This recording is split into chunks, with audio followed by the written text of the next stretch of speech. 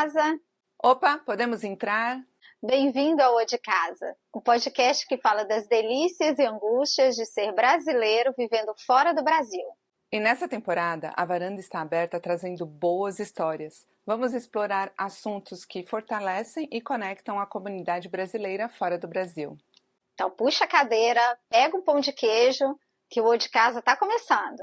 Mas antes de mais nada, preciso deixar aquele recado. Como vocês sabem, o O de Casa é uma iniciativa da comunidade brasileira para a comunidade brasileira. Então, se você acha que vale a pena, acha que esse conteúdo é legal, lembra de compartilhar, curtir, se inscrever no canal, deixar seus comentários, porque isso ajuda o YouTube a entender que esse conteúdo é relevante e distribuir para mais pessoas. Então, a gente está contando com essa força para o canal.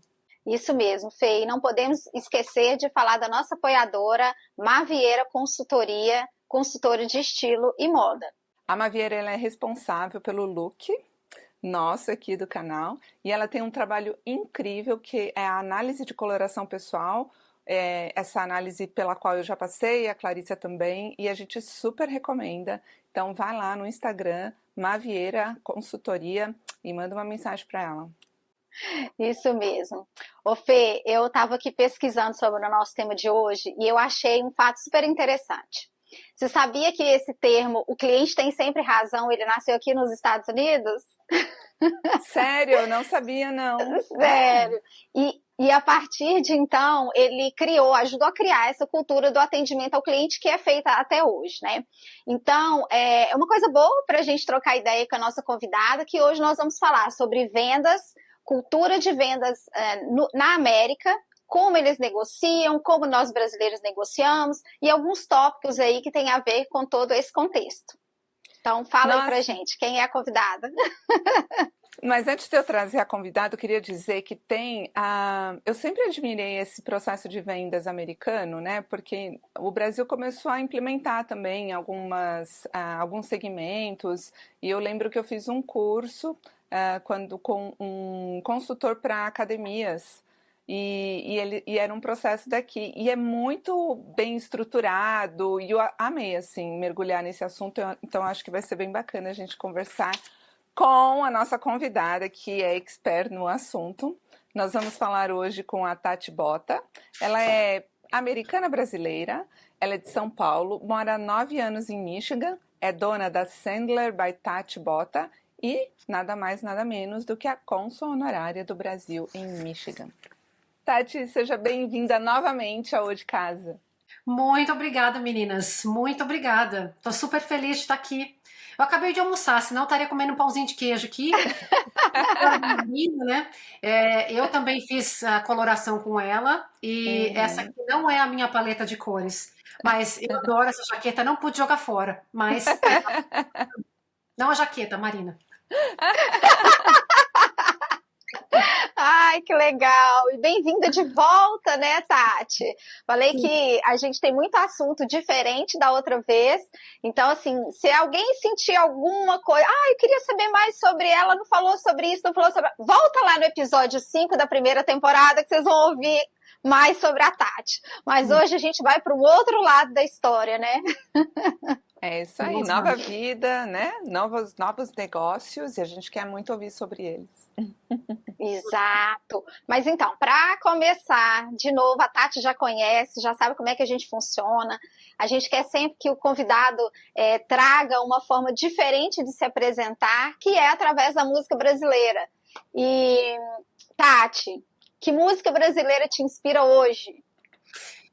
É difícil não falar da mesma música, né?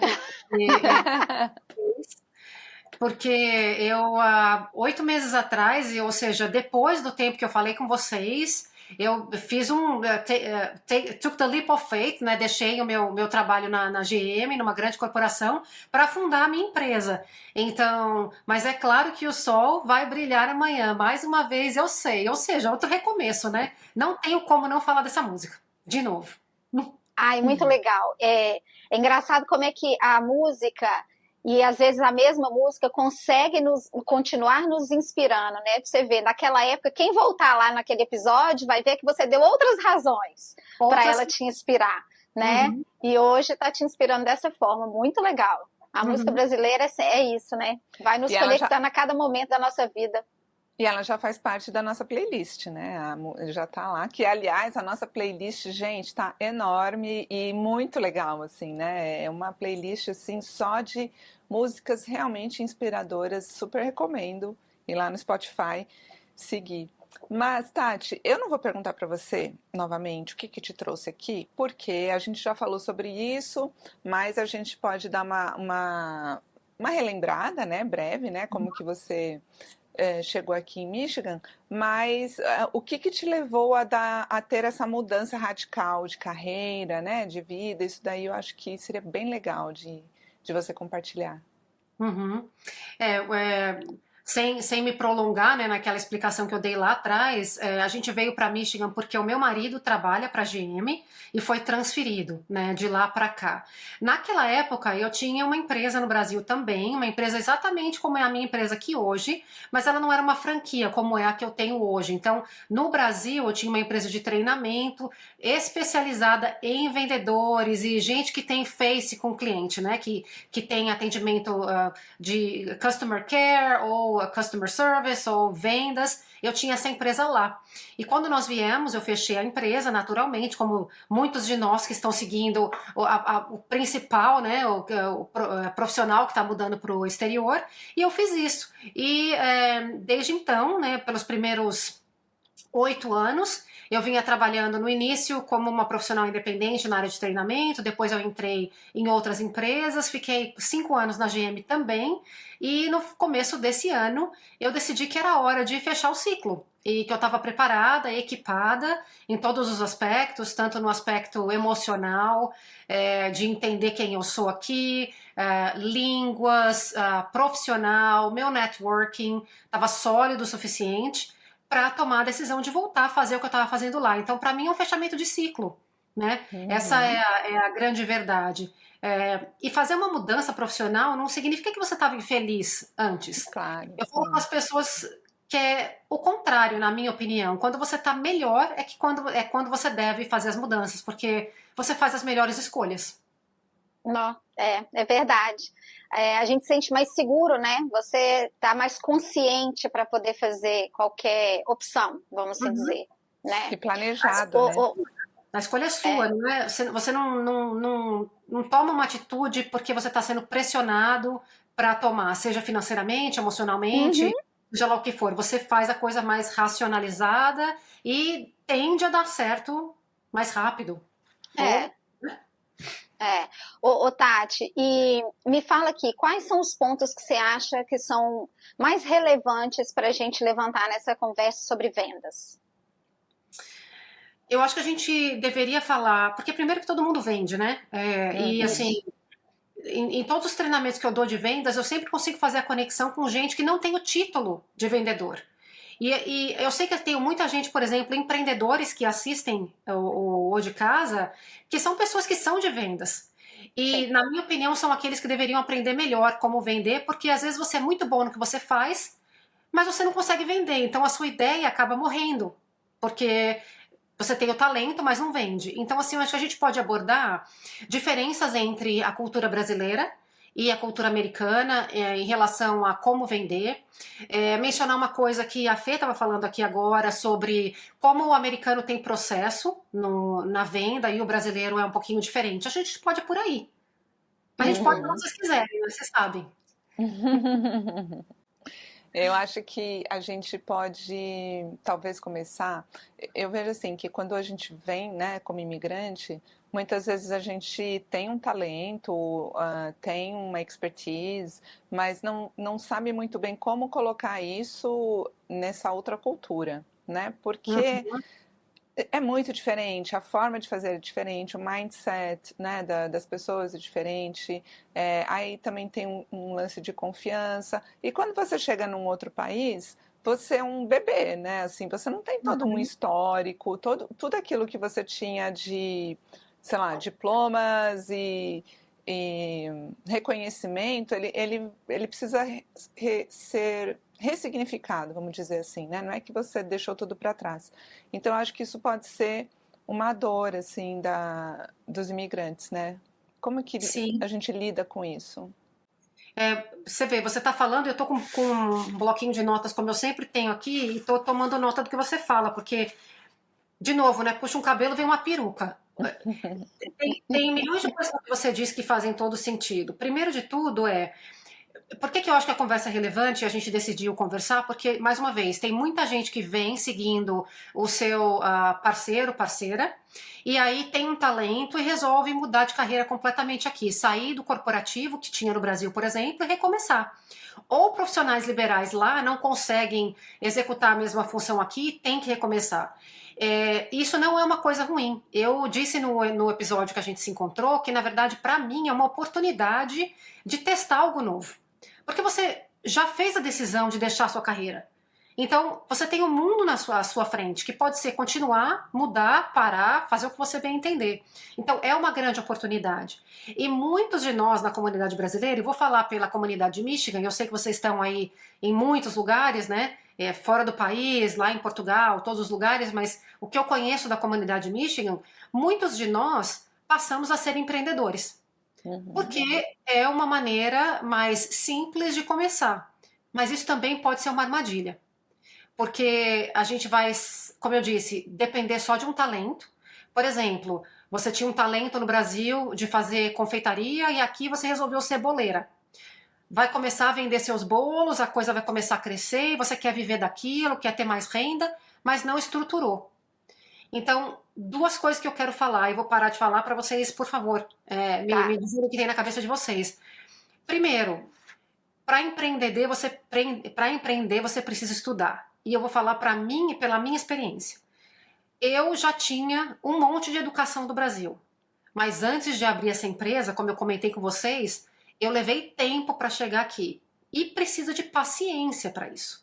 Então, eu fiz outro bacharel, eu fiz um master, eu fiz tirei uma certificação em recursos humanos, eu fiz mais 2 outras certificações, eu aprendi uma terceira língua.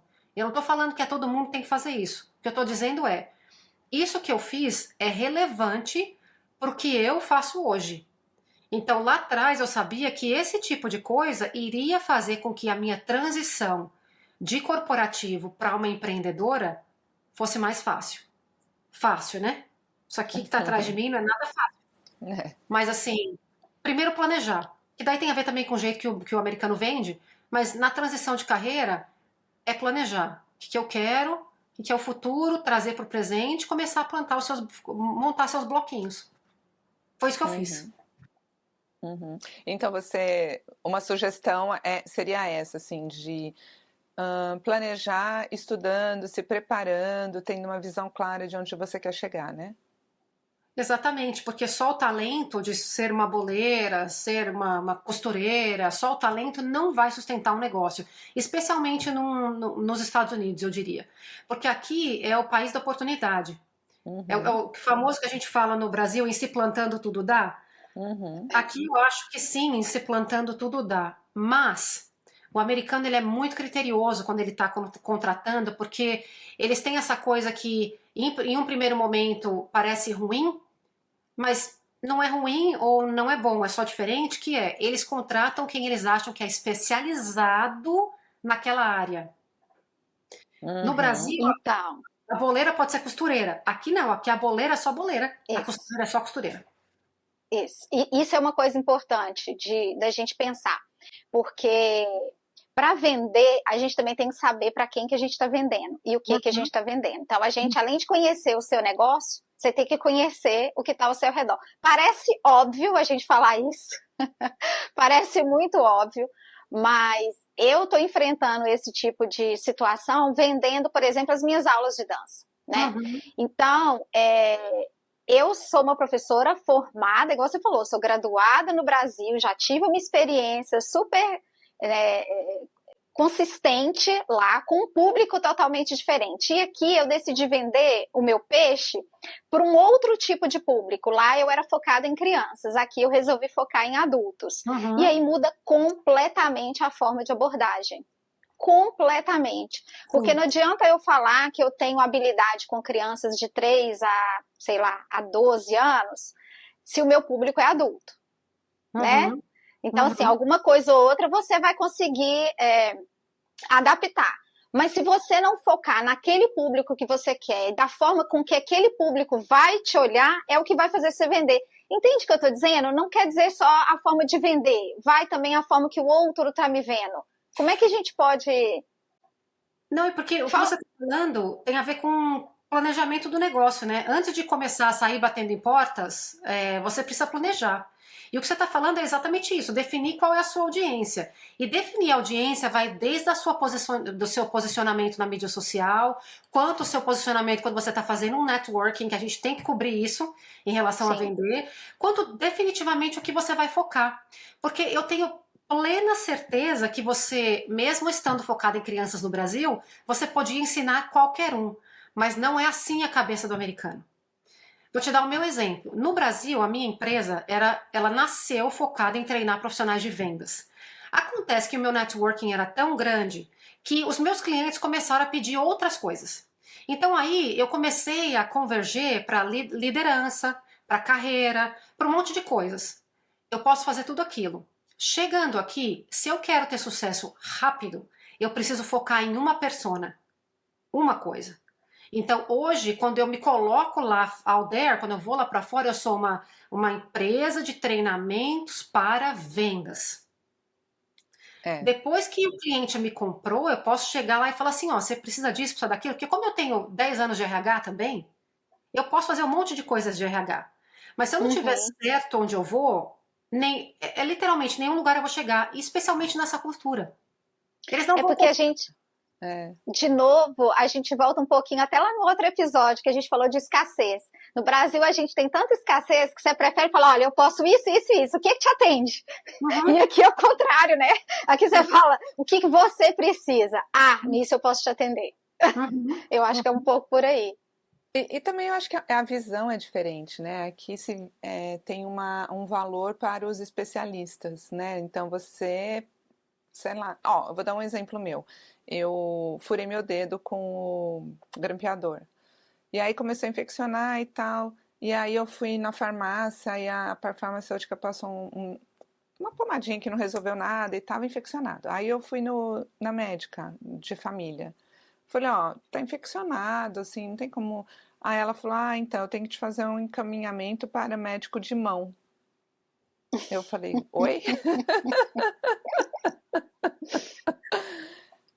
Ela me deu encaminhamento para ir no médico de mão. Aí, quando eu liguei, falei, olha, precisa marcar uma consulta e tal. O que está acontecendo? Eu falei, eu furei meu dedo com um grampeador. Aí a recepcionista falou assim, qual dedo? Faz diferença, né? Aí eu falei assim, o dedo de que mão? Da mão direita. Qual dos dedos? Eu falei, putz, como chama esse dedo em inglês, né? Eu ainda tinha que ficar pensando qual era o nome do dedo. Aí, mas assim, extremamente objetivo e detalhista e sabe assim? Bom, no final eu nem fui porque eu fiz uma operação em mim mesma. Eu abri, tirei, e, enfim, não fui. Mas...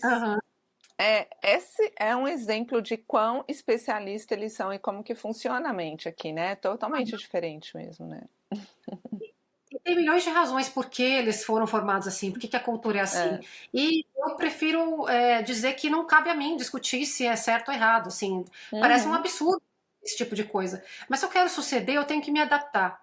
Se eu quero ter sucesso, né? Não suceder. Se eu quero ter sucesso, eu pensei em succeed, né? Tá vendo? Eu tenho que me adaptar, e se me adaptar é ter que ter as chancelas que provam que eu sou uma boa profissional entregando treinamentos de vendas, é isso que eu tenho que fazer. Aí depois que você conseguir achar o seu lugar ao sol, daí você abre o leque, né? Exatamente. Você acha que essa é a maior armadilha que a gente pode cometer? É de não se adaptar, é de não enxergar o que está praticamente na nossa frente e ficar tentando repetir padrões para fazer coisas diferentes. É a famosa negação, né? É porque assim, tudo que é mudança causa dor. E aí você pensar, porque daí primeiro pensamento que vem quando você é uma pessoa super experiente no Brasil, você tem lá seu PhD, você tem toda aquela experiência, você muda para cá, e aí você percebe que você precisa de mais. Primeiro pensamento, ó céus, ó vida, ó azar.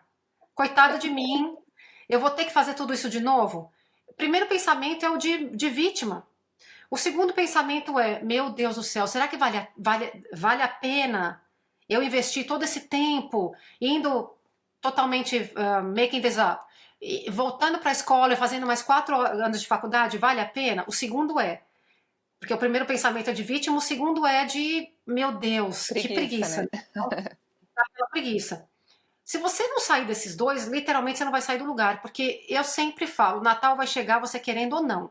Então, se o que você precisa para ter sucesso é voltar para a faculdade, volta para a faculdade, porque o tempo vai passar e quando você olhar para trás, você fala, nossa, já passaram 2 anos. E eu já fiz outra coisa. E eu estou dando a faculdade como um exemplo. Hoje coisas que a gente foge porque dói, entendeu? Então, assim, parece chavão, mas tá com dor, vai com dor mesmo. É assim mesmo, é assim que eu lido. Né? Quando eu decidi sair da GM, gente, foi foi muita dor. De verdade, foi muita dor. Eu adoro a empresa, eles são meus clientes agora, por sinal. Acabei de voltar de lá, hoje de manhã. É muito engraçado isso, né? Eu adorava a empresa, eu tinha uma excelente compensação, um excelente salário, fiz amigos, mas tinha outro lado faltando que estava pesando mais para mim. Então, assim, tem que mergulhar de cabeça na dor, porque 7 meses depois, 8 meses depois, passou a dor. Eu poderia estar lá ainda sentindo a dor que era maior do que o prazer que eu tinha. Como é que é? Relação tóxica. É conhecido, né? Aquilo que você conhece não tá bom, mas é conhecido, né? E tudo isso é processo, né? Que me faz pensar no que a gente está falando aqui, que é vendas, né? Que é a grande diferença quando a gente coloca a cara lá fora e vai começar a vender para americano. Vamos dizer, passou o tempo e aí você fez tudo que tinha que fazer, tá pronta para sair vendendo. Primeiro de tudo, americano é processo, não é relacionamento. Então, se a gente tentar vender produto, serviço, seja lá o que for, porque a gente vai ficar amiguinho do cliente, não vai acontecer. Para o americano tem processo na venda. E processo na venda é saber executar a coisa de fato. Depois você vai para o relacionamento. O brasileiro não. A gente fica amigo do cliente antes do cliente ser cliente. Então, eu acho que esse tem sido para mim uma dificuldade de me vender enquanto projeto. Porque eu fico assim, mas eu não sou amiga dessa pessoa, como é que eu vou chegar nela? É muito louco. Qual que é não sei se é um passo a passo, não tem fórmula mágica, né? Mas o que a gente deve considerar? Porque aqui a gente lidar com brasileiros e com estrangeiros, não necessariamente americanos, mas a gente está numa cultura americana. E eu sinto essa dificuldade mesmo entre brasileiros, mesmo vender o meu peixe entre brasileiros. O que a gente faz, Tati? Porque vender tem sim passo a passo e tem sim receita de bolo. As pessoas acham que vendas é ser o cara que sobra em cima da caixinha e o maior falador e o o rei da festa. Para mim, e eu tenho treinado gente de vendas por muitos e muitos anos, e minha carreira antes era vendas, né? Então, eu tenho 51, eu tô em vendas desde que eu tinha 18 anos.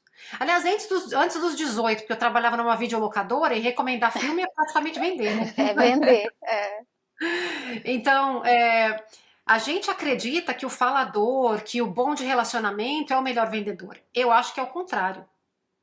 Eu tive nos times que eu gerenciei, pessoas que eu treinei, os melhores vendedores eram os tímidos. Porque o tímido, ele não rely on, ele não coloca toda a força dele no somebody love, ele coloca a força dele no processo. No objetivo, em conhecer e em ouvir mais. Porque vender é do jeito que a avó falava, 2 ouvidos e uma boca. Então, o ensino não importa se você vai abordar alguém que é seu amigo ou não é seu amigo. Melhor que não seja, inclusive. Vender é sobre o outro, não é sobre você. Vender não é sobre o outro gostar de você. É sobre você ganhar confiança do outro, a ponto dele conseguir se abrir para você, qual é a necessidade que ele tem, e vocês chegarem a uma conclusão juntos, se o que você oferece resolve o problema dele. E se não resolver, tá tudo bem também. É Porque quantas participar da vezes... decisão dele, né? Na verdade. É isso aí, Fê. É participar da decisão. Então, assim, não é sobre fazer amigos. É sobre você ser profissional o suficiente, ter empatia o suficiente para fazer com que a pessoa confie em você, sem precisar ser seu amigo e te chamar pro churrasco, a ponto de se abrir. E aí vocês juntos fazem a construção da venda. Eu acho talvez. o grande desafio, assim, como eu disse, né? Eu fiz um desses cursos de vendas que foi muito bacana, que é o mesmo que eles adotam para vender resorts, sabe? Tinha uma época que você ia para os parques em Orlando e te catavam na rua, não sei se você passou por isso. Te ofereciam, ofereciam um ticket. Hã? Quer? Não recomendo catar alguém na rua, mas sim, sei do que você está falando. Você sabe, né? Você tá andando assim, fala, você quer um ticket para o parque de graça? Enfim, você tinha que ir numa reunião, né, de apresentação. E nessa reunião tem todo um processo e tem toda uma dinâmica e tudo é pensado, onde você senta, perto de quem, com quem que vem primeiro uma pessoa, depois vem uma outra pessoa e primeiro apresenta uma coisa, depois outra coisa. Aí você consegue ver, tipo uma dança, né, uma coreografia acontecendo e realmente é muito bom porque você não, sei lá, você não tem $1, mas você fica muito... propensa a assinar um contrato lá e comprar um espaço no resort que você, enfim, vai ter o direito de vir, sei lá, uma vez por ano, 15 dias, como se fosse fácil, né, vir do Brasil para cá e ficar 15 dias, mas você acredita tanto naquilo que você ainda assina um contrato, né? Eu não assinei, mas enfim, eu vi muitas pessoas fazendo isso. Mas porque realmente funciona, né? Assim, é uma técnica muito encorpada e tudo mais. E no Brasil começaram a implementar, eu não sei como que agora tá, mas implementar algo parecido nas academias grandes, tipo a Runner, me lembra a Bodytech, as academias. E na época eu tinha uma escola de dança e eu implementei na escola e realmente, assim, as vendas bombaram depois que a gente implementou. Então, assim, como a Tati falou, é processo, mas ao mesmo tempo ele tem que ser muito bem aplicado, porque senão você consegue ver, né, igual quando você vai, sei lá, fazer teatro de boneco e você consegue ver a mão da pessoa aparecendo por trás. Assim.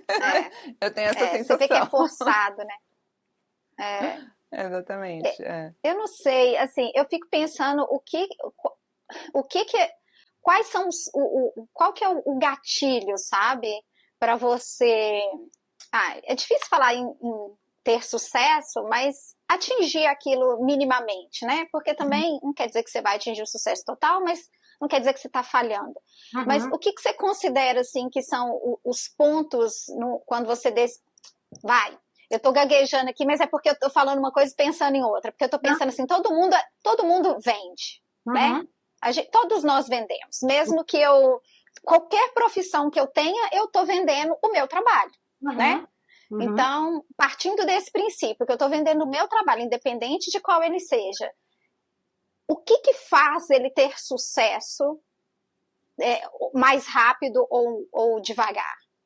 Porque eu não acredito que ele não tenha. Em algum momento ele vai ter. Sim.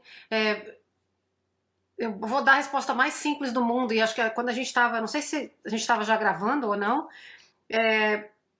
Tem certas coisas que são mais simples do que parece. Então, na minha opinião, e porque eu tenho sucesso em vendas, e vou dizer que o que funciona para mim, é pensar que pessoas vendem para pessoas. Por sinal, esse é o nome do meu livro. Porque eu acredito muito nisso.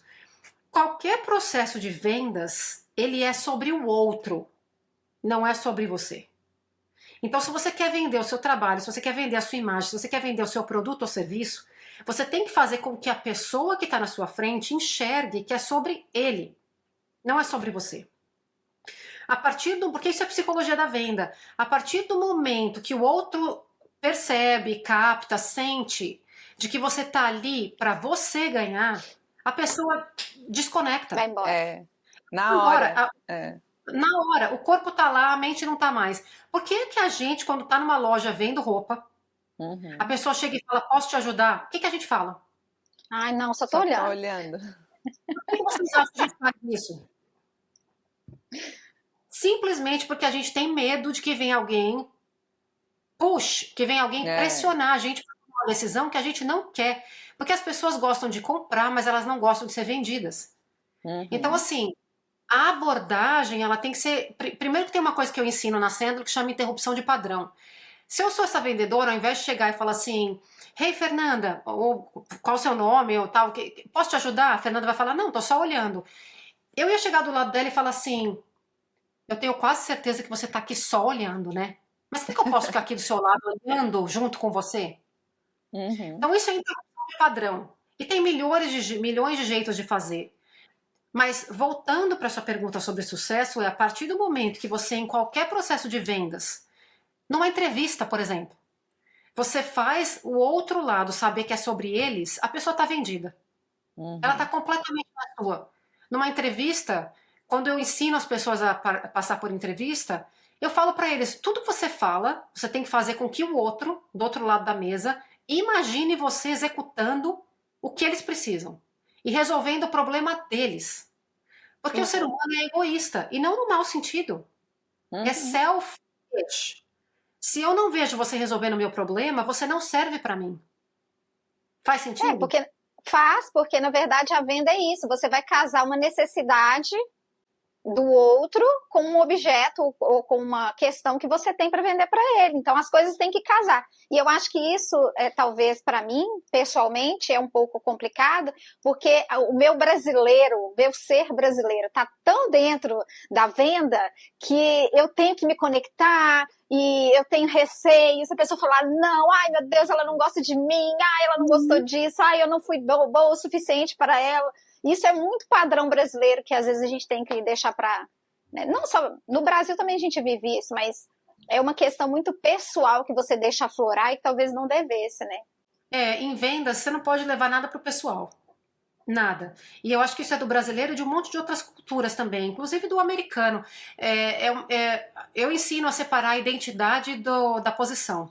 A identity E eu tenho meus truquezinhos que eu uso. Eu tenho um boné aqui atrás de mim, talvez por causa do corte não dá pra ver. Toda vez que eu vou fazer uma ligação para um cliente, eu ponho o boné. Isso não é brincadeira. Por quê? Porque quando eu tô de boné, eu tô na posição de vendedora. Quando eu tô sem o boné, é a Tatiana pessoa.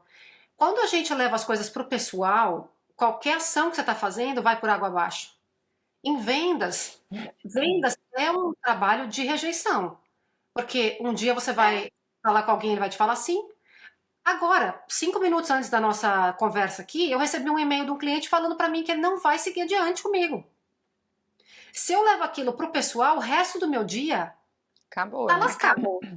Acabou. Então, primeira coisa, isso não tem matemática, gente. É uma questão de você usar uma âncora, como eu uso o meu boné, ou você ter consciência de que isso pode acontecer, ter conversas com você mesma, mas a sua identidade é uma coisa, a sua posição é outra coisa. Quando você separa, flui muito melhor. E outra coisa que eu quero mencionar tem a ver com os nossos vieses. Então, o seu viés de dizer assim, ai não, eu não vou falar não vou abordar a pessoa porque eu vou incomodar, isso aí é coisa da nossa infância. Não, menina, não pode incomodar os outros. Ou, não seja intrometida, você não pode perguntar sobre dinheiro. Você precisa perguntar sobre dinheiro. Ou, você tem que respeitar os mais velhos. E aí, quando você tem alguém numa posição maior que a sua, aquela figura do mais velho, né? Não tem nada a ver com a idade. Ou, você não pode interromper ninguém, menina, quando você está falando. Aí só o cliente fala, você não fala. Tudo tem a ver com viés. De como de onde a gente veio, né? Sim. Mas claro que a gente não pode generalizar. Apesar daqui ter um mindset diferente, tem vendedores e vendedores, né? Em qualquer lugar. E tem uma prática que eu já passei aqui algumas vezes, não que não exista no Brasil, tem também, mas aqui eu vi mais. Quando, principalmente essas pessoas que vêm fazer um orçamento na sua casa, tipo assim, de uma porta, ou então o telhado, ou qualquer coisa assim, americanos, de colocar de cara um preço assim super alto, e aí vai conversando com você e vai te falando, não, mas vai te dando desconto, até que você chega num um preço muito baixo, sabe? E daí, para mim, faz um efeito ao contrário. Fala assim, poxa vida, né? Se podia chegar nesse preço, por que que faz todo esse caminho, né? Me faz perder todo esse tempo. Aí eu não fecho já, porque eu não gostei da história. Mas eu queria saber se isso funciona porque é uma coisa que eu vi acontecer pelo menos 3 vezes comigo. Se você já acontecesse com você e se funciona aqui. Nunca aconteceu comigo, mas talvez eu nunca tive a experiência com as pessoas e não funciona. Assim, depende do que é funcionar. E no Brasil é a mesma coisa, né? A gente tá sempre desconfiado, porque o cara fala que é 100, mas você sabe que ele pode chegar em 50. Então, eu digo o seguinte, funciona na perspectiva de quem, né? Porque eu vou falar na perspectiva do vendedor primeiro. Eu nunca dou desconto, jamais dou desconto e também não peço desconto. E se eu sinto que a pessoa tá me esfolando, porque assim, eu não peço desconto, eu vou lá e peço 3 orçamentos. Se eu sinto que a pessoa tá me esfolando, ela já perdeu a minha confiança. E eu também não baixo meu preço, porque se eu pus aquele preço é porque eu acredito que aquilo tem valor. Então, assim, isso é um posicionamento, né? Que as pessoas têm que ter. Outra coisa, do lado do vendedor, quando ele dá desconto, é porque provavelmente ele não tem muita gente para vender. Então ele tá desesperado. Quando eu tenho alguém que está querendo me dar desconto, eu já começo a desconfiar. Então, eu ensino as pessoas assim. Existe um termo em vendas que é o pipeline, que é o funil. Se o seu funil está fraco, é um funil mesmo. Se o seu funil aqui em cima está fraco, a chance de você começar a botar, de jogar dinheiro fora e dar desconto é enorme. Então, para você evitar de se colocar nessa situação, porque às vezes o cara fala assim, esse é o único cliente que vai fazer eu bater minha meta. Esse é o único cliente que vai fazer eu botar dinheiro na minha mesa, na minha casa, que vai pagar minhas contas. Ele vai literalmente baixar, porque ele está em pânico e vai fazer você como cliente se sentir como você se sentiu.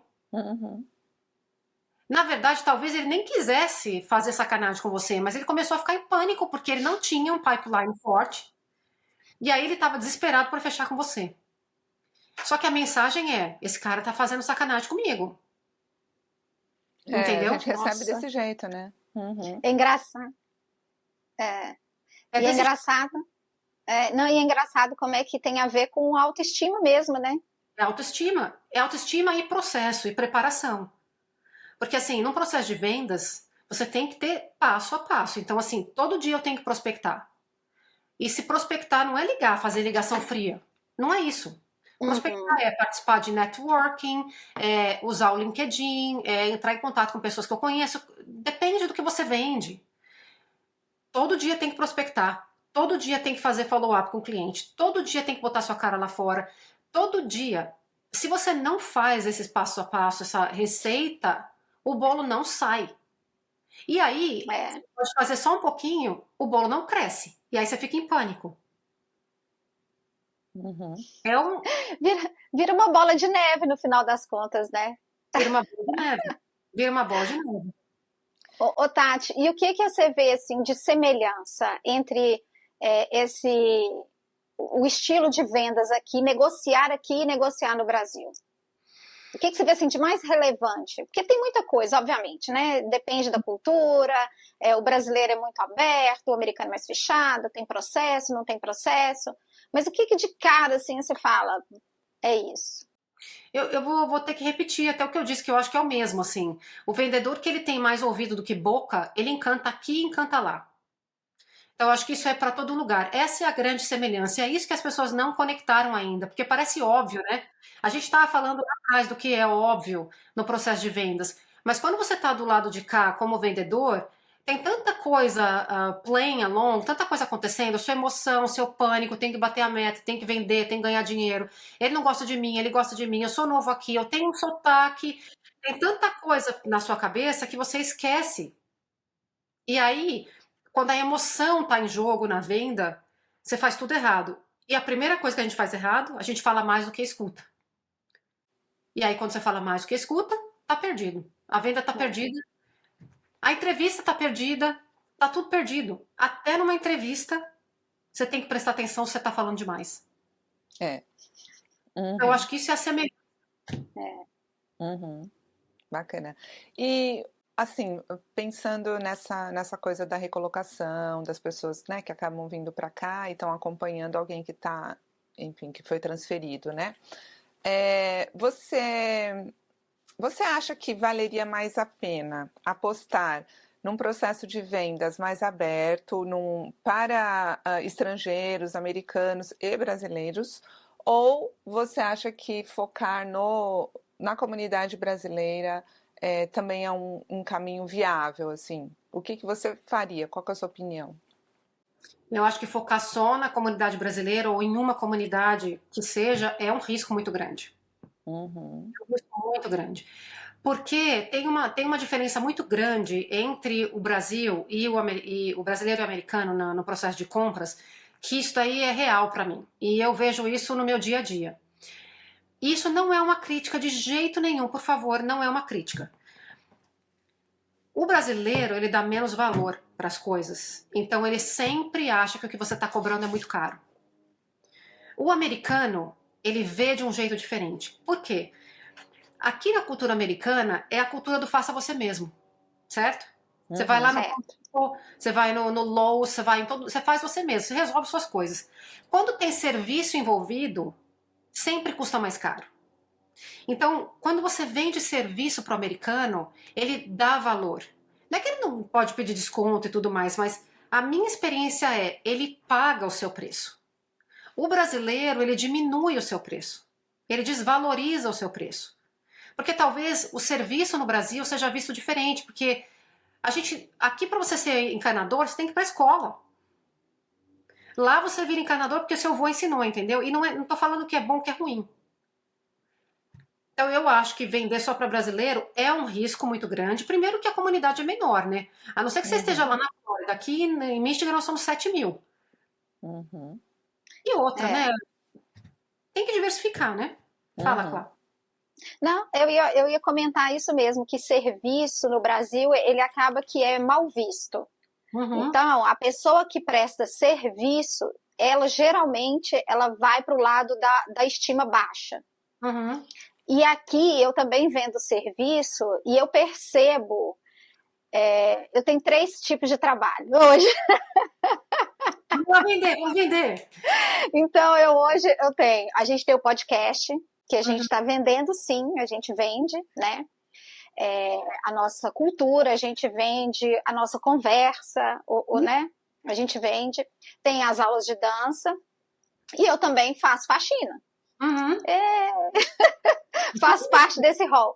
E eu consigo diferenciar os meus clientes através da nacionalidade mesmo. Porque eu sei como que eu vou vender o serviço para um e como eu vou vender o serviço para outro e como o outro vai comprar o meu serviço. Então é muito nítido essa questão do desconto, essa questão do, igual a Fê falou, do faço você mesmo. Então se eu faço eu mesmo, eu não vou pagar aquilo, porque eu acho que não vale, né? Ou então o contrário, eu vou pagar isso porque eu não vou fazer por mim mesma. Né? Então é muito interessante a gente perceber a sua estima quando você está vendendo aquele serviço. Vamos dar um exemplo. Você consegue ir lá na academia, lá no Planet Fitness por $10. Não sei nem se é $10, mas é por isso. Se você contratar um personal trainer, vai te custar 200 a hora. Isso. Porque é serviço, não é commodity. 500 eu pagava. Eu e meu marido. Porque valorizado, o cara foi para a faculdade, ele foi. E aí você sabe que é serviço. Então você vai ter que pagar um pouco mais. Mas tudo isso para dizer que, na minha opinião, a gente deve diversificar o mercado e vender para todo mundo. Você está em venda, você quer que o seu business resolva, a não ser que seu negócio seja muito especializado na cultura brasileira. E eu não consigo ver o quê. Não dá para Sim, diversificar. apesar, eu acho que sim, que é preciso diversificar, porém, a forma de se colocar é diferente, né? Às vezes você pode diversificar o seu produto, mas vender para brasileiros, vender para americanos são formas totalmente diferentes. Claro que tem algumas coisas como foca no outro, mas a forma como que você divulga, a forma como você chama a atenção, a forma como você se conecta, eu vejo isso, por exemplo, em aulas mesmo, aulas de dança, né? Você tem aulas de dança para brasileiros e para estrangeiros são diferentes. A forma como você faz a abordagem, como você se conecta com as pessoas, né? Isso não quer dizer que vai te impedir você ficar, né, assim, só com um grupo, mas existe sim uma diferença real eu acho que mais no relacionamento também. Você sente Você isso? a entrega é diferente ou a venda é diferente? Porque a entrega Eu, é diferente, de fato, né? A entrega é diferente, mas eu acho que a venda também ela é diferente assim, não a venda, porque quando você tem a chance de falar, né, que isso é um grande presente, chamar a atenção de alguém, conseguir essa atenção para você falar, eu acho que isso daí é mais fácil. Agora, como chamar a atenção? Eu acho que tem diferenças de chamar a atenção desses dois públicos. Não sei, eu tenho essa percepção. O que você pensa? Uhum. Eu tenho uma percepção um pouco diferente, a não ser vocês fazem coisas muito culturais, né? Então, de Uhum. fato, tem toda uma emoção que você chama, né, Sim. que nem eu fui num dos seus workshops, Fê, e assim, você começou o workshop e eu já quis chorar. E o americano Isso realmente é não bom É ou o dom ruim? da fé. Esse é o dom da fé. E o americano, as americanas dançando do meu lado, elas não estavam prontas para chorar, porque não Não. tem a conexão É, emocional. Então, é. nesse aspecto, não tem como discutir, né? Não tem como Aham, discutir. Porque é. vocês vendem coisas que são muito emocionais, são muito da cultura, são coisas que você vai apelar. A necessidade de ser resolvida tem um apelo muito cultural. Fora isso, eu acho que é tudo a mesma coisa. O que eu vendo, por exemplo, a minha abordagem é a mesma coisa para todo mundo. Uhum, Existe um posicionamento, eu trabalho muito sério no LinkedIn, né? O meu Instagram é meu Instagram pessoal, de vez em quando aparecem coisas do trabalho, mas o meu mundo está no LinkedIn. O meu posicionamento lá é o mesmo posicionamento para quem quer que tá me vendo e tem a ver com o meu público-alvo, não com a cultura. uhum. Então, assim, o meu público-alvo é um tamanho de empresa específico, um tipo de profissional específico, não necessariamente qual cultura vai ser. E aí eu acho que é a mesma coisa para todo mundo. Mas o que vocês fazem tem todo um apelo cultural que, assim, É, inegável. É diferente. é É, diferente. E às vezes eu fico pensando até nessas pessoas que fazem doces, bolos, né, brasileiros e tal. Imagina, você não precisa falar o que é um brigadeiro para vender para a comunidade, né? Você não não. precisa trazer muita informação. Agora, se ela quiser diversificar e atender outras comunidades, ela vai ter que ter um approach totalmente diferente, porque as pessoas não conhecem aqui, não sabem do que se trata, né? Então, acho que mais nesse sentido, assim, sabe? Eu acho que é que para o brasileiro não nem precisa vender, né? Ele compra. É. Não Porque ele sei, conhece. gente. Eu tenho uma visão diferente de vocês, porque eu já acho assim que o brasileiro, por ele conhecer, ele fala: ah, isso eu faço em casa, vou pagar isso não. Valoriza. Uhum. Não, não, assim, Entendeu? claro. Não, mas por exemplo, se eu for fazer uma festinha pro meu filho, eu não vou ficar fazendo 100 coxinhas, né? Porque ninguém Ah, merece não, fazer coxinha. sim, Essas pessoas que fazem óbvio. coxinha, elas são Já sabem, guerreiras. tem know-how. Porque eu já fiz Claro, coxinha e eu claro. sei o trampo que dá a É, fazer, né? Mas digo assim, eu conheço coxinha, eu sei que é bom, né? E, enfim, imagina uma pessoa que faz coxinha querer vender as coxinhas no Starbucks. Como que não, eu seria isso, entendi o né? seu ponto e eu É. concordo. Eu acho que quando a pessoa já conhece o que é aquilo, ela tem uma Uhum, facilidade melhor de decidir se ela vai querer aquilo ou não, né? Aí tirando uhum, a questão pessoal, se aquilo dá match com o que ela quer ou não. Isso eu concordo com você. Mas eu acho que também tem o outro lado de valorizar ou não o serviço especificamente, entendeu? uhum. Que isso a gente não vê em outras culturas. Sim. Eu acho que. sobre adaptação e vender para todos os públicos, eu vou dar um exemplo do Flavor It Foods, que faz o nosso produto aqui. E eu converso muito com eles, então, se você escutar a história, você fica assim, bom, se eles gravaram um podcast aqui, não sei qual, vocês podem até falar qual que foi, para o povo voltar atrás e ver. Agora eles estão vendendo pão de queijo com bacon. Uma coisa brasileira, mas por causa de pesquisa que vai lá atrás, no começo da nossa conversa, eles começaram a fazer. Primeiro que eles, até chegarem naquele tamanho de pão de queijo, foi 300 milhões de pesquisa, né? Porque tem que assar rápido, porque a cultura americana não tem paciência de esperar 30 minutos, então tem que ser 20. E agora eles estão colocando bacon porque também atrai a cultura. Então isso é um exemplo, esse é um exemplo espetacular de isso é da minha cultura e eu ajusto a minha cultura sem perder a outra cultura, sem perder a minha cultura. Sim, de adaptação, né? Só para brasileiro, aqui em Michigan eles estavam mortos, porque não tem mercado brasileiro aqui. Isso aí. Ia vender só no International, que tem lá todo um monte de setor brasileiro e pronto.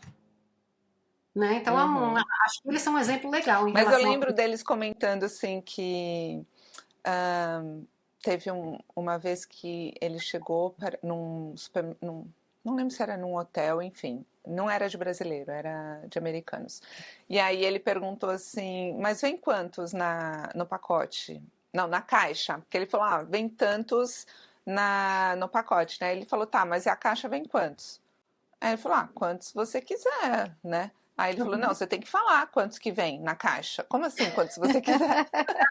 Padrão, Como assim, quantos que eu quiser? Como assim que ele faz um negócio que é quantos eu quiser? É porque a gente tem na nossa cabeça que a gente se ajusta, né? E não é bem assim que funciona na realidade. Bom, e para o americano esse ajuste é confuso. Eles falam, mas como assim? Isso, uma outra... fala. Pode falar. Não, eu não quero escutar. Fala, Fê. Não, fala o seu exemplo aqui, depois eu falo. Vou dar um exemplo aqui. Eu estava dando aulas de manhã, né? Falei para vocês que eu estava lá na GM de manhã.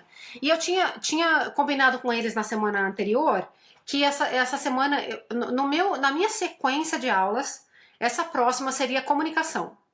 E aí, no nosso último papo, a gente falou, vamos falar sobre LinkedIn? Porque muitos deles queriam dar um tapinha lá no LinkedIn deles. Eu falei, não, beleza. A brasileira falou, claro, eu conheço muito sobre LinkedIn, a gente pode ajustar. Aí eu sentei lá com eles hoje, eu fui confirmar, falei, vocês querem mesmo falar sobre LinkedIn ou vocês querem falar sobre comunicação? Eles olharam para mim e falaram assim, a gente combinou que era LinkedIn. Não pode mudar, né? E ainda complementaram dizendo, não, você é a dona, você sabe o que a gente tem que falar aqui. Eu falei, tá bom, vamos no LinkedIn. Mas assim, primeiro eu disse que ia ser LinkedIn. Segundo, eu sou a dona eu sou a especialista. Então, se eu disse que ia ser LinkedIn, eles confiam de olho fechado, é LinkedIn. Se fosse com brasileiro, a gente já tá lá.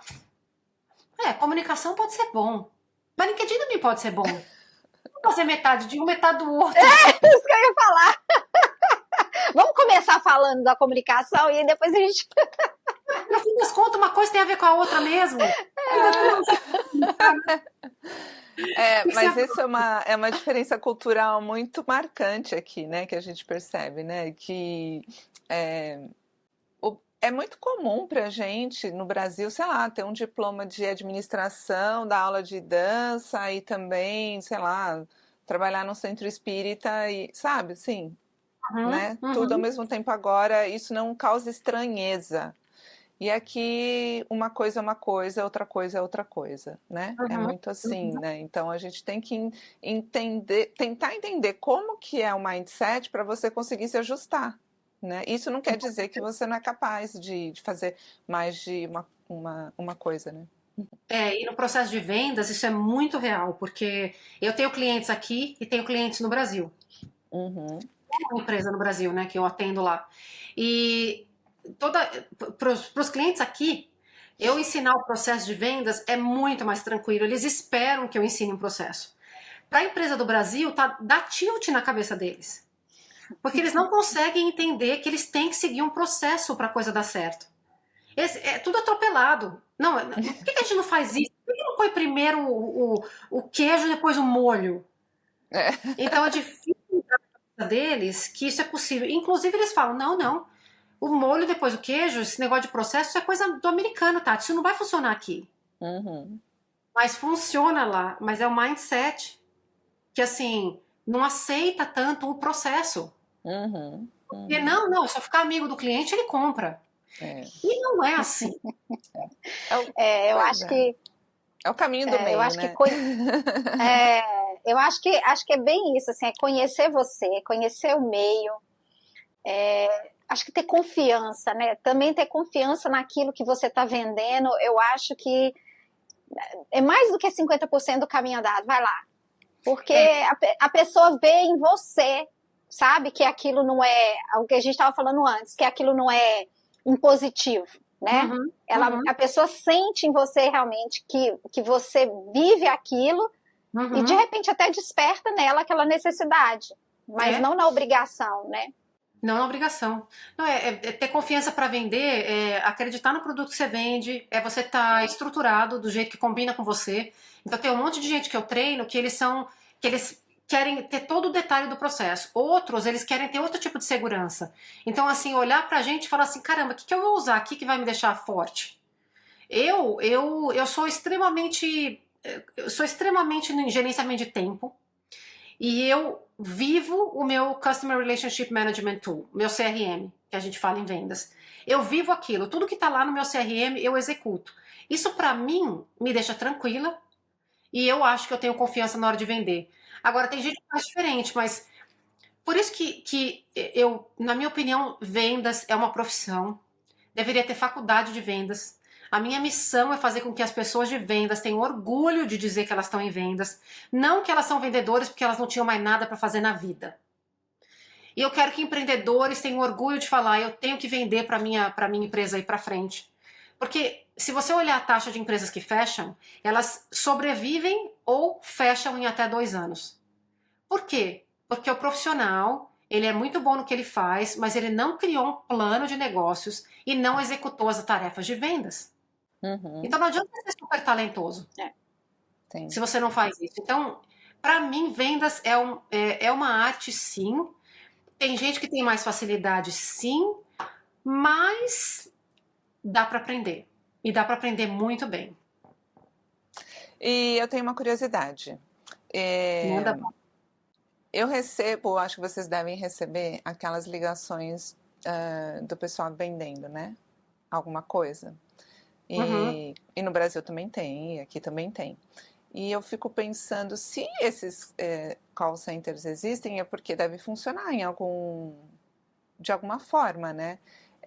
Você vê que isso é uma coisa que você acha que aumentou, diminuiu, tá para acabar, ou vai ser sempre assim? Tem um público que compra? Você tem uma opinião sobre isso? Eu acho que esse tipo de venda é água mole em pedra dura, tanto bate até que fura. Eu acho que é assim que tem a venda nisso. Eu acho péssimo, mas de novo, tem todo tipo de produto, né? Tem produto Sim. que você, antes de você bater, não importa se você está dando desconto, se está enchendo o saco do outro, você vende. Outros produtos e serviços, o meu serviço, por exemplo, não funciona desse jeito. E eu acho que o público mudou muitíssimo, o cliente. Então a gente tem que ajustar. Ninguém atende telefone mais. Porque é robô, porque é call center, ou de novo, robô ligando para você. Eu atendo só porque eu estou em vendas. Porque, assim, vai que é um cliente ligando para mim. Mas assim que eu identifico que é uma ligação dessa ou um robô, eu desligo. Então agora é mais ainda que você tem que estar preparado para vender, porque não é fazendo cold call que você vai vender. Ligar, tem que ligar. Mas eu falo que é warm call. Você tem que ter tido algum outro tipo de touch point com a pessoa antes. E estudar o seu público. Então não é volume, é estratégia. Então, e por que eu estou falando que o público mudou? Hoje você consegue pesquisar tudo de tudo na internet. Quando você liga para alguém, você já fez 50% da decisão de compra. Então, o vendedor é assim, peça fundamental para concluir o processo e vender. Se a pessoa não é bem treinada, ela perdeu a chance ali. Então, o fator humano, ele é pelo menos 50%. Na minha opinião, ele é mais, tá? Mas só para não ir contra o que eu tô falando, que a pessoa 50% tomada, né? E fazer a matemática. Até porque mudou tanto hoje que você compra tudo pela internet. A maioria das vezes você só clica lá num site, vai lá, já se organiza. E é bem isso, a sua decisão ela já foi tomada. Então, quando você tem o fator humano envolvido com você, você tem que saber muito bem fazer aquilo. Você tem que realmente saber alguém que ouve, alguém que sabe fazer o processo, alguém que sabe conectar, alguém que sabe fazer follow-up, porque senão não fecha. E muita coisa a gente também não fecha pelo telefone. Ô Tati, mas aqui, aquela perguntinha que eu fiz lá no início, o cliente tem sempre razão? Não. Nenhum. O cliente não tem sempre razão. Não. O cliente tem alguma necessidade que você não identificou que está fazendo ele pensar que ele tem razão. Então, assim, é sua culpa se você não vai fundo no meio da cebola. Eita! Mas o cliente não tem sempre razão. Até porque às vezes nem ele sabe o que ele quer, né? Exatamente. Eu falo que a culpa da má comunicação é de quem comunica. Eu acredito piamente nisso. Se o outro não entendeu, fui eu que deixei de explicar. Porque a gente tem mania no processo de vendas de dizer assim, isso aqui é uma garrafa. E aí eu paro aqui. E aí o cliente não pergunta, para que é a garrafa? E eu não fiz... Não fala também. Não falo. Então assim, ele não entendeu, ele não comprou e eu boto a culpa nele. O meu trabalho como vendedora é explicar, fazer perguntas, dar informação suficiente para nós dois concluirmos que ele não precisa da garrafa. Não pode aceitar a resposta superficial. Senão você não vende. Nossa, o assunto ia tão longe aqui. Nossa senhora, tô ficando hipnotizada. Adoro vendas, gente. Adoro vendas. Acho que eu vou falar que é a profissão mais antiga do mundo, mas é outra, né? Que é a profissão mais antiga do mundo. Mas era vendas também, né? Querendo ou não, eu acho que é vendas. É vendas, né?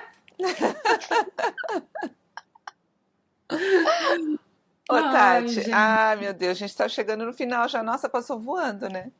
Mas eu não vou fazer a pergunta que eu já fiz no outro episódio, né? Que é a pergunta que a gente faz para todos os nossos convidados sobre morar fora do Brasil te tornou menos ou mais brasileiro, porque você já respondeu essa pergunta e quem tiver curiosidade é só ir lá, a gente vai colocar o card aqui.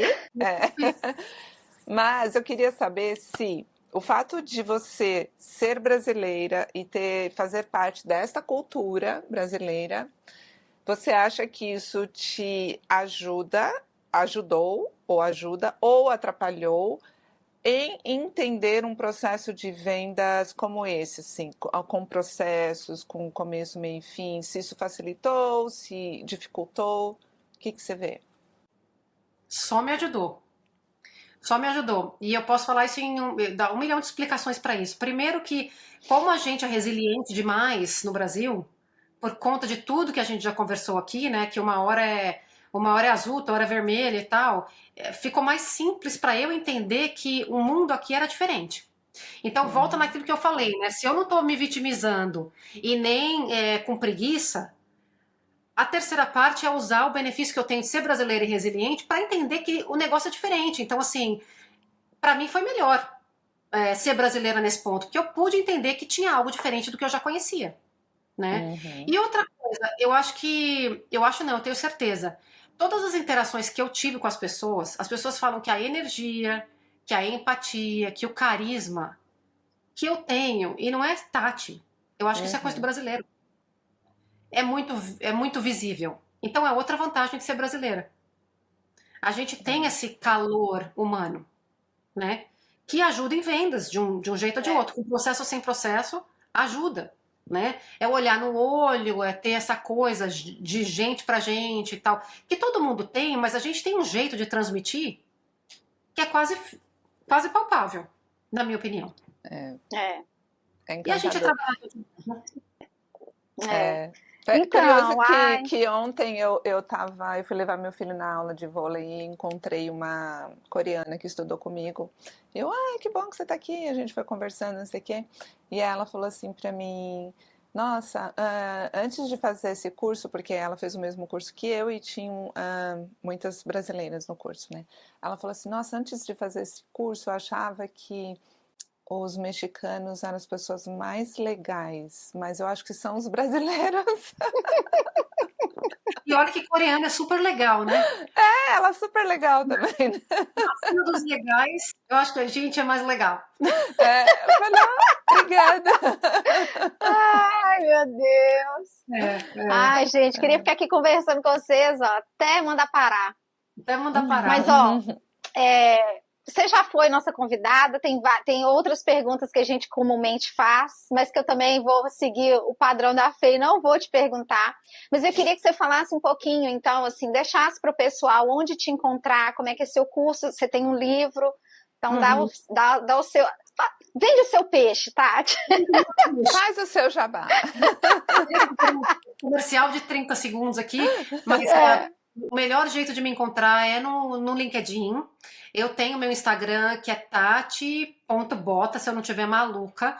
Mas lá você vai ver o meu lado pessoal, meu lado Tati. Se você quiser conhecer o profissional, o meu LinkedIn, e ele é Tati Bota. Não existe nenhuma Tati Bota lá. Se você digitar Tati Bota Sandler, você vai me encontrar lá. Então, me segue, conecta. Tem o meu site também, que tá lá no LinkedIn. Ele é go.sandler.com/tatibota. Então, esse é o meu Bota com site. 2 T's, né? Bota com 2. Isso é muito importante, porque não é bota igual o rapaz da Fórmula 1, que é só um T. Ele é o primo errado da família. Então, gente, no LinkedIn é o melhor jeito de conectar comigo. Você acha meu e-mail, acha meu telefone, acha tudo lá. Tati Bota Sandler. Obrigada pelo jabá. Em janeiro 9, uma turma aberta, que é muito raro de eu fazer. Se os profissionais liberais aqui brasileiros quiserem participar, essa é a oportunidade. Porque normalmente eu vendo para empresas, grupos fechados, né? Mas esse de janeiro, 9 de janeiro, vai ser um grupo aberto. Então, quem tiver interessado, me procura, porque espaços são limitados mesmo. Isso não é papo de vendedor. Adorei! Ai, Tati, muito obrigada, viu? Obrigada demais. Cada conversa que a gente tem com você parece que abre um pouquinho mais a cabeça da gente. Nossa, muito bom, muito bom. Espero que seja de valor aí pro seu público. Muito bom, Com certeza Tati. vai ser. Sim, eu acho que vai ajudar muitos brasileiros que, enfim, estão pensando como recomeçar, né? Vamos dizer assim, nessa nova vida. Eu acho que vai trazer uma luz, uma orientação. Obrigada por compartilhar com a gente. E eu vou aproveitar aqui para deixar os recadinhos de sempre, falando em vendas, né? Gente, é importante dar aquela força para o canal. Ou seja, como? Compartilhando, comentando, seguindo, se inscrevendo, enfim, sugerindo, né, pessoas, assuntos, isso ajuda demais aqui, então deixa aquela força aqui pro canal.